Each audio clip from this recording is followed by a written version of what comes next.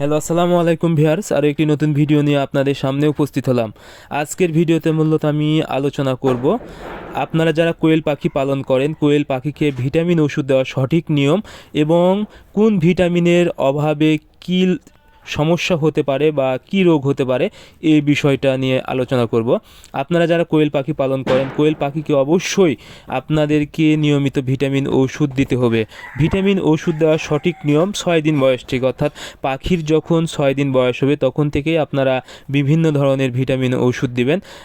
সর্বপ্রথম আপনারা থায়ামিন দিবেন, B1 B2 B6। এটি মূলত পাখির পা ল্যাংড়া হওয়া থেকে রক্ষা করে বা প্যারালাইজড হতে রক্ষা করবে এবং পাখির পা মোটা হবে, পাখি কিন্তু সহজে চলাফেরা করতে পারবে।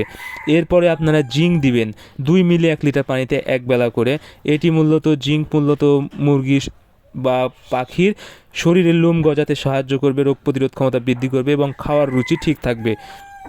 আর পাখির খাওয়ার রুচি ঠিক থাকলে কিন্তু আপনাদের পাখির গ্রোথটা ভালো আসবে এবং সঠিক বয়সে কিন্তু ডিম দিবে।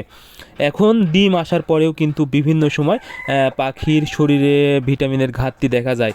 এখন দেখেন এই পাখিগুলোর কিন্তু শরীরে কিন্তু পর্যাপ্ত পরিমাণ ভিটামিনের অভাব রয়েছে। দেখেন লোম নেই, প্রায় পাখির শরীরে কিন্তু লোম নেই, লোম উঠে গেছে। তার মানে জিঙ্ক, পর্যাপ্ত পরিমাণ জিঙ্কের ঘাটতি রয়েছে। এই সময় অবশ্যই আপনাদেরকে জিঙ্ক ব্যবহার করতে হবে 2 মিলি 1 লিটার পানিতে। এতে খাবারের রুচিও কিন্তু বৃদ্ধি হবে। এরপরে অনেক সময় দেখা যায় পাখি ডিম দেওয়ার পরে দেখা যায় ডিমের খোসা অনেক পাতলা বা নরম। সেক্ষেত্রে দেখা যায় খোসা পাতলা বা নরম হয় কিন্তু ডিম ভেঙে যায় বা গলে যায়।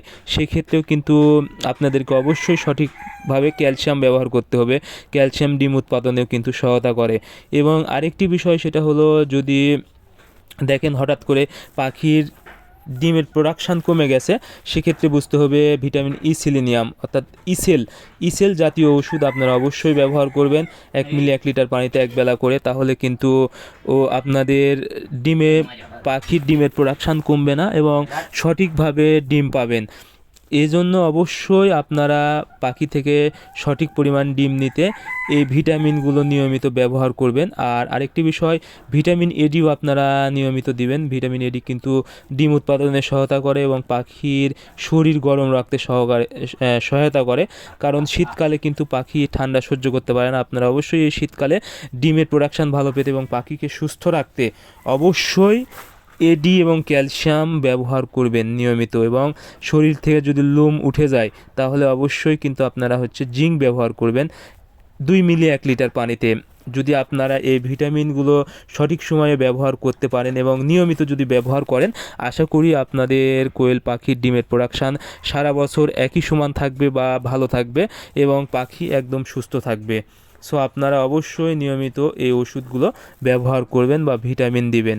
সো আজকের ভিডিও এই পর্যন্তই। আপনারা আমাদের পরবর্তী ভিডিও পেতে অবশ্যই চ্যানেলটি সাবস্ক্রাইব করবেন। ধন্যবাদ।